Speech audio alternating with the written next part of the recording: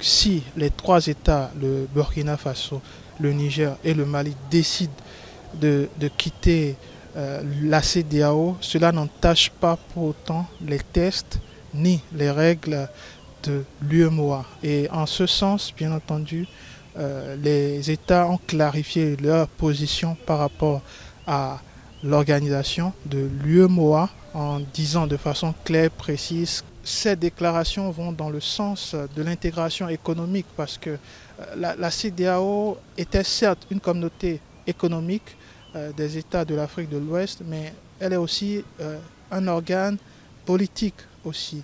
Et dans ce sens, c'est la différence notable avec l'UEMOA. Mais quitter l'UEMOA sans un plan, sans une stratégie, cela peut s'avérer un couteau à double tranchant. Et ça, vous allez le comprendre que les dirigeants de ces trois États l'ont tout de suite assimilé. La deuxième chose, c'est que ces trois États sont en train d'une certaine façon de revendiquer leur souveraineté. Alors on ne peut pas évoquer la question de la souveraineté sans mettre les petits plats dans les grands, en oubliant d'évoquer la question monétaire, donc de la souveraineté monétaire. Ces trois États n'en sont pas là. Vous allez le comprendre, le retrait de la CEDEAO a été motivé notamment par plusieurs événements qui ont précipité, je vais dire, la sortie de ces trois États qui subissent, je vais dire, de plein fouet les sanctions administrées par la CEDEAO.